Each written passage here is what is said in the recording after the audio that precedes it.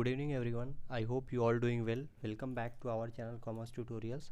आज हम लोग चैप्टर 1 में qualitative characteristics of accounting information topic से स्टार्ट करेंगे। ठीक है, सो विदाउट एनी डिले हम लोग स्टार्ट करते हैं टॉपिक आज का। Qualitative characteristics of accounting information means क्या होता है। सबसे पहला क्वेश्चन तो ये आता है, तो qualitative characteristics of accounting information means attributes of accounting information which tends to enhance their understandability and usefulness. It means quality of accounting information जो accounting information के समझ और उसके उपयोगिता को बढ़ा देता है। अब ये अंडरस्टैबिलिटी और यूजफुलनेस ऑफ अकाउंटिंग इन्फॉर्मेशन हमें क्यों चाहिए?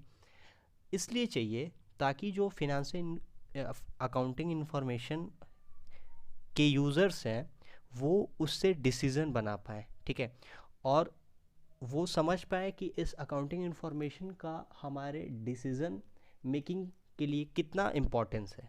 ठीक है, तो qualitative characteristics of accounting information हम लोग 4 पॉइंट में समझेंगे। ठीक है, पहला पॉइंट है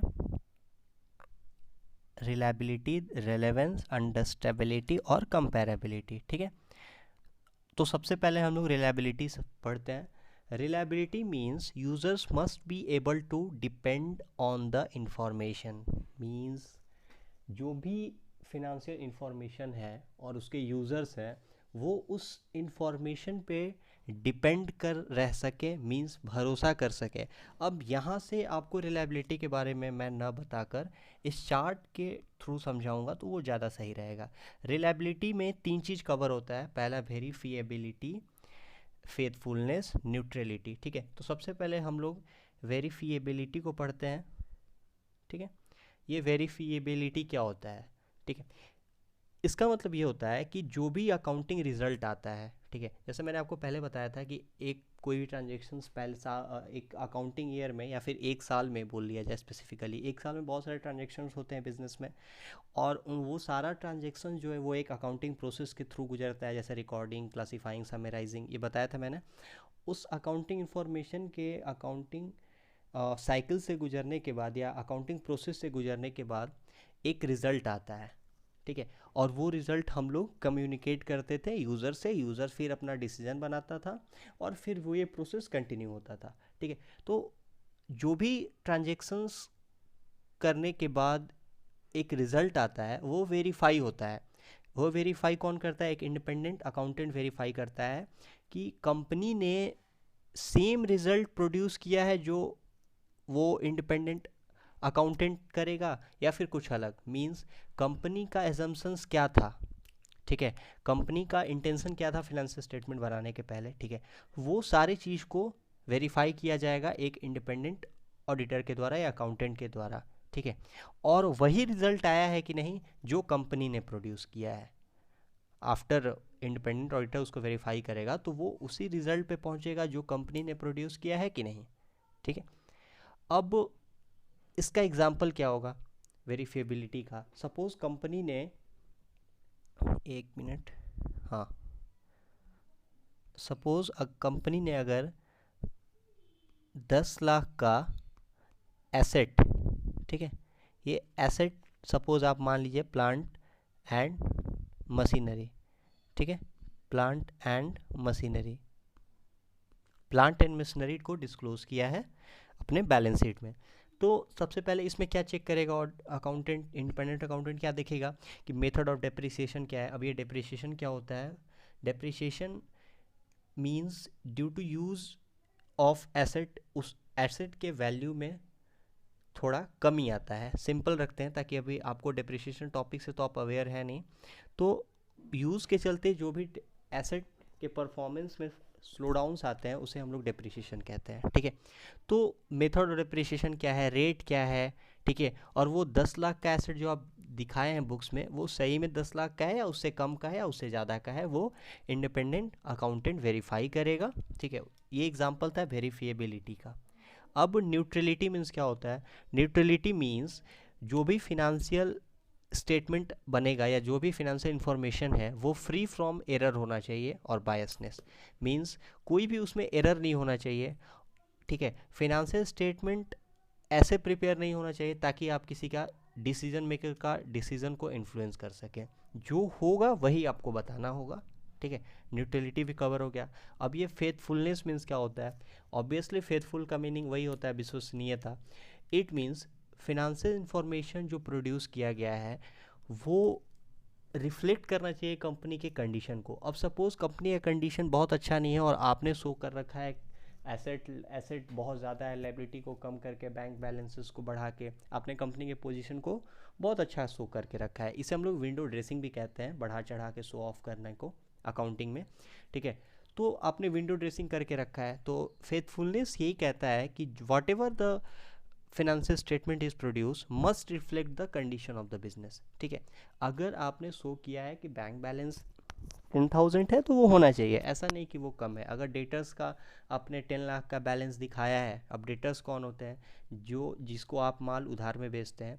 तो मान लीजिए आपने किसी को 10 लाख रुपए का उधार माल बेचा है, आपने शो किया है बैलेंस शीट में इसको, तो वो 10 लाख का होना चाहिए। और ये कैसे कंफर्म होगा कि हाँ ये 10 लाख का ही?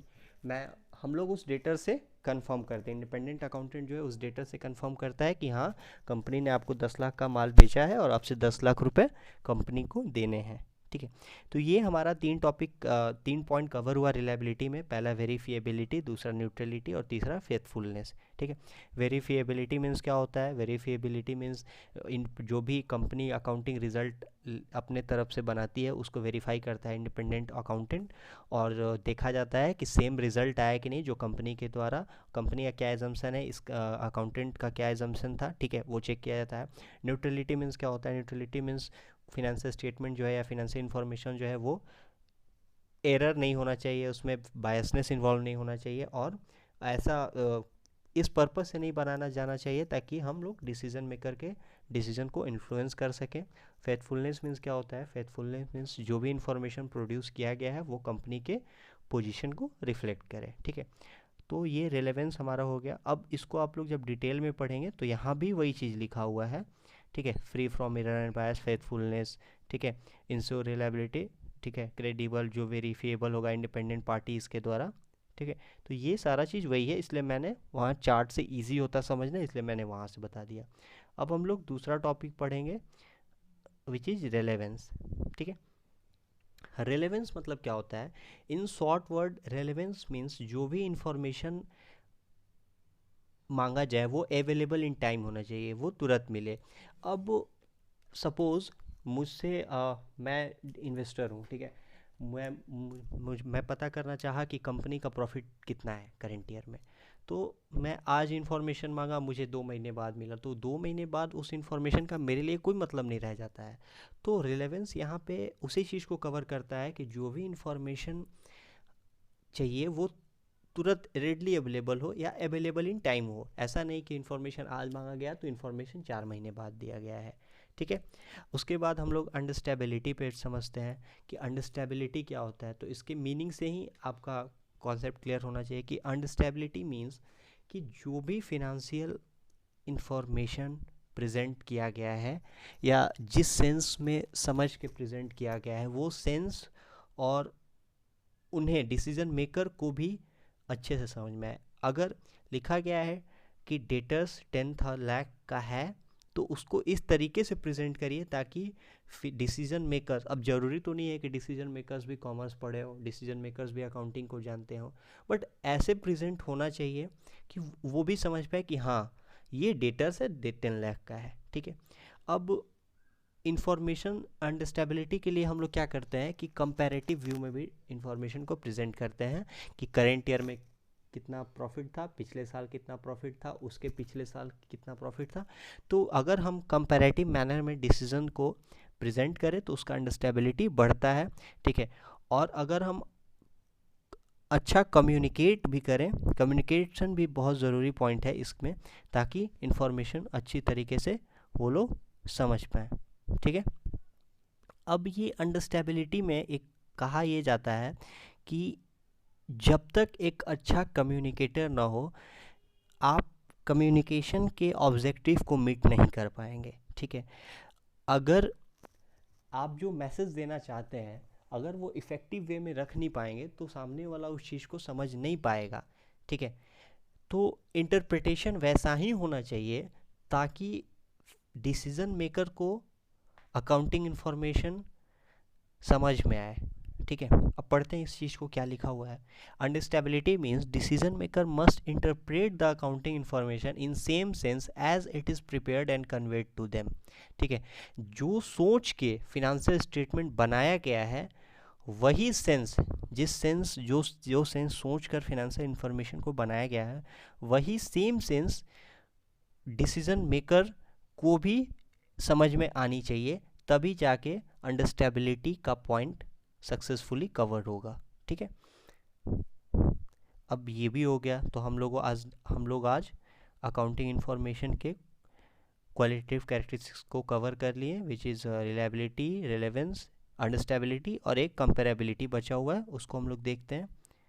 कंपेरेबिलिटी, हाँ, कंपेरेबिलिटी मीन्स कि इंफॉर्मेशन को हम लोग कंपेयर कर पाएँ। ठीक है, सिर्फ रेलेवेंट, रिलायबल और अंडरस्टेबिलिटी होना ज़रूरी नहीं है, कंपेरेबिलिटी भी एक इम्पॉर्टेंट क्वालिटी है या कैरेक्टरिस्टिक्स है।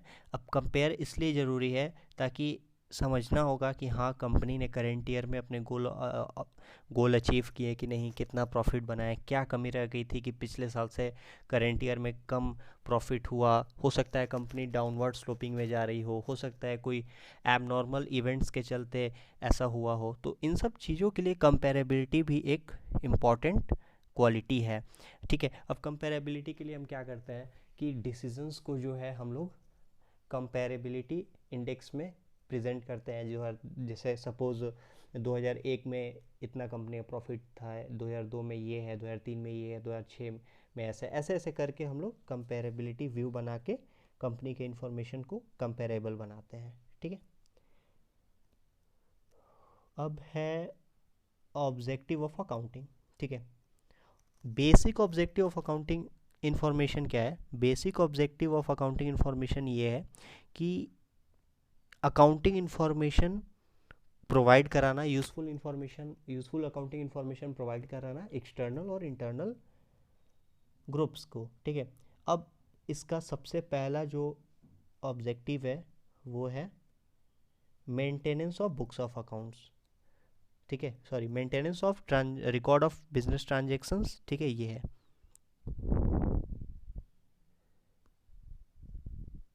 Maintenance of records of business transaction.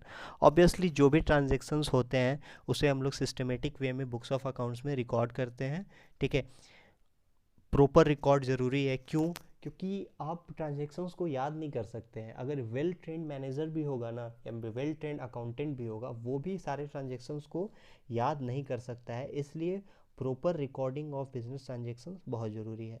दूसरा है calculation of profit and loss. ठीक है, what ever the result of the doing business, मतलब जो भी एक साल बिजनेस करने का रिजल्ट हुआ, प्रॉफिट हुआ, लॉस हुआ, वो कैलकुलेट करना ज़रूरी है, बिकॉज इसी पे डिसीजन मेकर्स का डिसीजन बेस्ड होता है। ठीक है, फिर तीसरा है डिपिक्शन ऑफ फिनेंशियल पोजीशन।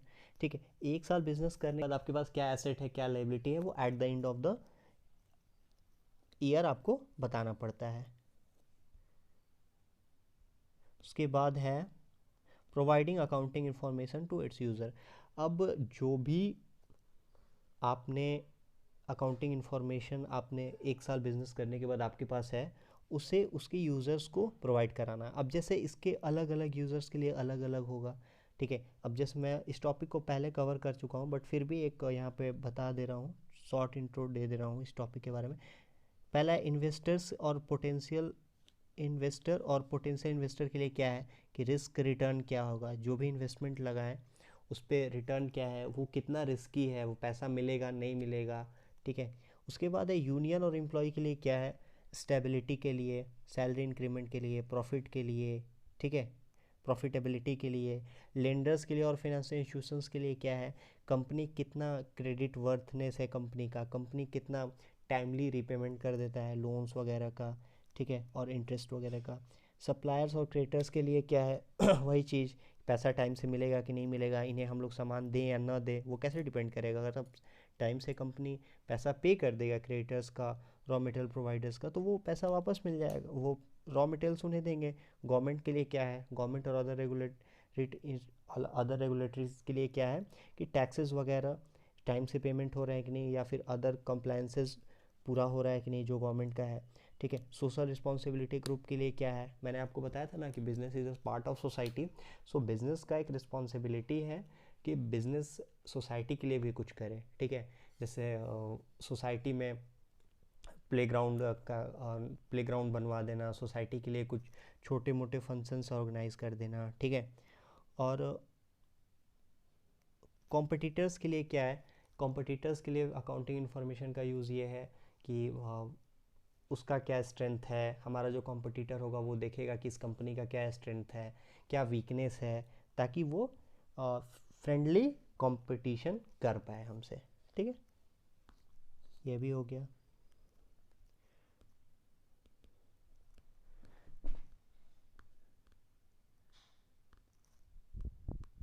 अब हम लोग टेस्ट योर अंडरस्टैंडिंग देखते हैं। कह रहा है which shareholders group would be most interested in. अब यहाँ पे 5 अराउंड 6 दिया है आपको ग्रुप, जिसमें बताया जाना चाहिए कि अकाउंटिंग इन्फॉर्मेशन के लिए कौन कौन क्यों इंटरेस्टेड है और कौन कौन पार्टी इंटरेस्टेड है। पहला है the VAT and other tax liability of the firm. तो इसका आंसर क्या होगा, गवर्नमेंट और अदर रेगुलेटरीज जो है वो इंटरेस्टेड रहते हैं इसमें। द पोटेंशियल फॉर पे award and Burns bounce detail, ये मैनेजमेंट इंटरेस्टेड रहता है क्योंकि ये इंटरनल विंग्स है किसी भी ऑर्गेनाइजेशन का। थर्ड है the ethical and environmental activities of the firm, obviously social responsibility group. ठीक है, whether the firm has a long term future, lenders जो उधार देते हैं। फिर है प्रॉफिटेबिलिटी एंड शेयर परफॉर्मेंस, इस पे कौन देगा ध्यान देगा। suppliers and creditors, the ability of the firm to carry on providing services or producing a product, obviously customer, because customer ही खरीदता है सर्विस और प्रोडक्ट्स जो भी कंपनी ऑफर करता है। ठीक है, अब हम लोग अकाउंटिंग के रोल को यहाँ से ना पढ़ के अकाउंटिंग के रोल को हम लोग यहाँ से पढ़ेंगे। अकाउंटिंग का एज अ लैंग्वेज भी रोल है, एज अ हिस्टोरिकल रिकॉर्ड भी है, as a current economic reality भी है, एक इंफॉर्मेशन सिस्टम भी है, और एज अ कमोडिटी भी है। एज अ लैंग्वेज क्या है रोल अकाउंटिंग का, एज अ रोल ये है कि अकाउंटिंग को मैंने बताया था कि accounting is a role language of business. क्यों, बिकॉज हम लोग इसी के थ्रू कम्युनिकेट करते हैं इंफॉर्मेशन टू इट्स यूज़र्स और ऑब्वियसली इंटरप्राइजेस से भी। ठीक है, that's why as a language भी यूज़ होता है। दूसरा एज अ हिस्टोरिकल रिकॉर्ड, क्यों, हम लोग ट्रांजेक्शन्स को क्रोनोलॉजिकल ऑर्डर में रिकॉर्ड करते हैं। ठीक है, जो भी एक्चुअल अमाउंट इन्वॉल्व होता है, तो एज अ रिकॉर्ड भी इसका एक रोल है। ठीक है, फिर है as a current economic reality, means it is viewed as a means of determining the true income of entity, namely the change of wealth over the time। means ये देखा गया है कि जो भी अकाउंटिंग जो है वो ट्रू इनकम डिटरमाइन करने में एंटिटी का हेल्प करता है, जो कि एंटिटी के वेल्थ में over the time being change लाता है।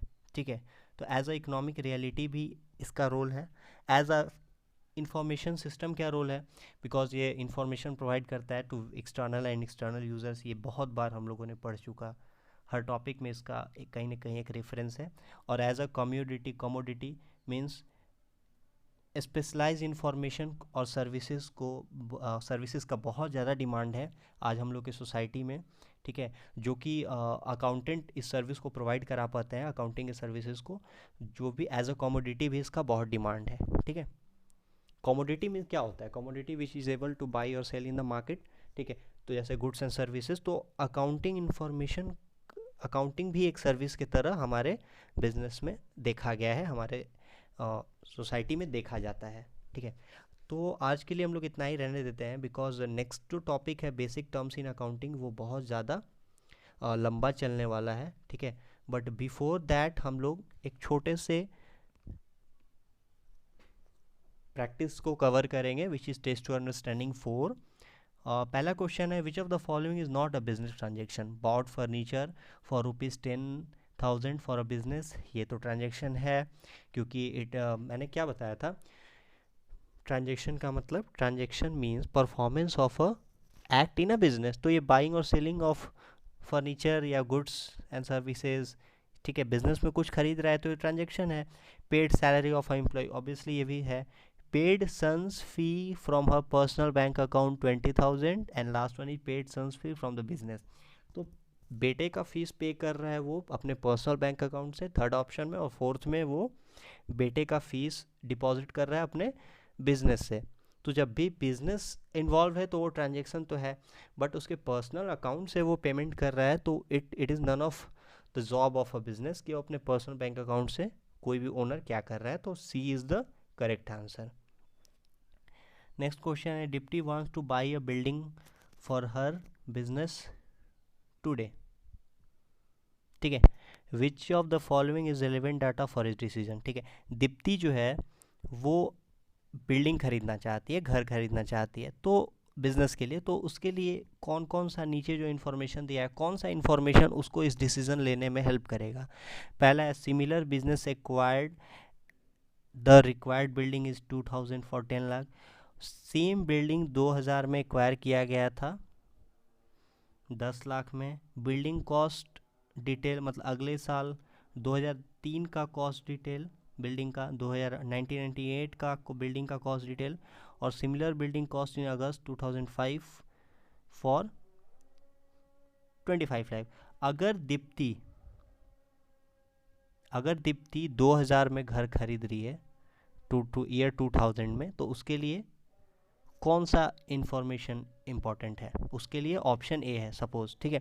क्यों? क्योंकि अगर सेम बिल्डिंग, उसके लिए ये जानना जरूरी है कि मार्केट में अगर सपोज बिल्डिंग ए खरीद रहा हूँ, बिल्डिंग ए की तरह ही कोई बिल्डिंग है तो उसका क्या कॉस्ट है, ठीक है। तो वो डिसीजन हमारे लिए इंपॉर्टेंट है, तो इस केस में आंसर होगा ए। अब बी सी डी क्यों नहीं होगा? 2003 में बिल्डिंग का कॉस्ट क्या है, इससे हमको कोई लेना देना नहीं है। 1998 में क्या है, उससे उसका कोई कंपैरिजन नहीं है। हम कंपैरिजन किससे करेंगे कि उसी तरीके का बिल्डिंग का कॉस्ट मार्केट में क्या है, ताकि हम, मेरे पास अल्टरनेट ऑप्शन अवेलेबल है कि नहीं, ठीक है। Which is the last step of accounting as a process of communication, ये ऑब्वियसली बिल्कुल मैंने ही बताया था आपको, communication of information, point number C, इसमें कुछ ज़्यादा समझने का नहीं है। Which qualitative characteristics of accounting information is reflected when accounting information is clearly presented, ठीक है। ये तो अभी हम लोगों ने जस्ट कवर किया कि जब भी अकाउंटिंग इंफॉर्मेशन को हम लोग रिफ्लेक्ट करते हैं, ठीक है, ताकि क्लियरली प्रेजेंट हम लोग क्यों करते हैं, ताकि उसका अंडरस्टेबिलिटी बढ़े ऑब्वियसली। अब अंडरस्टेबिलिटी के लिए हम लोग क्या चार्ट वगैरह यूज़ करते हैं, कंपेरेटिव व्यू में डेटा को प्रेजेंट करते हैं, ठीक है। Use of common unit of measurement and common format of reporting promotes, कह रहा है कि अगर common unit of measurement suppose rupees में भी अगर सब लोग अपने डेटा को प्रेजेंट करें और कॉमन फॉर्मेट में ही अपने अकाउंटिंग रिपोर्ट्स को प्रेजेंट करें, तो ये किस चीज़ को प्रमोट करता है? ऑब्वियसली कंपेरेबिलिटी, ताकि क्योंकि हमें कंपेरेबिलिटी में हम लोगों ने क्या सीखा था कि हम कंपेयर कर सके करेंट अकाउंटिंग ईयर में क्या हमारा कम प्रॉफिट अर्न हुआ है कंपनी का या फिर लॉस है, और सेम हम लोग अपने कॉम्पिटिटर से भी कॉम्पीट कर पाते हैं कि कॉम्पिटिटर कितना कमाया, हम लोग कितना कमाए, क्या मिस्टेक रह गया, ये सारी चीज़ हम लोग देखते हैं, ठीक है। एक और चीज़ ऊपर में स्किप हो गया, extremely sorry for that, which is test to understanding 2। इसमें ये है, you are a senior accountant of a Romona Enterprises Limited, what 3 steps would you take to make your company's financial statement understandable and decision useful. Obviously ये जो qualitative characteristics of accounting information है उसको आपको represent करना होगा, because accounting information को understandable और useful बनाने के लिए हम लोग qualitative characteristics of accounting information को पढ़ते हैं, विच इज़ रिलेवेंट, रिलायबल, अंडरस्टेबिलिटी और कंपेरेबिलिटी, ठीक है। अब इसमें एक चीज़ और हम लोग नेक्स्ट वीडियो में कवर करेंगे, which is branches of accounting, ठीक है। उसके बाद हम लोग बेसिक टर्म्स ऑफ अकाउंटिंग को पढ़ेंगे। हाँ, ये टॉपिक, आई होप ये आज का क्लास आपको समझ में आया। कोई भी क्वेरी होने से आप लोग कमेंट बॉक्स में इसको डिस्क्रिप्शन बॉक्स या कमेंट बॉक्स में लिख सकते हैं, ठीक है। Okay, then see you in next video, तब तक के लिए स्टे कनेक्टेड, जय हिंद।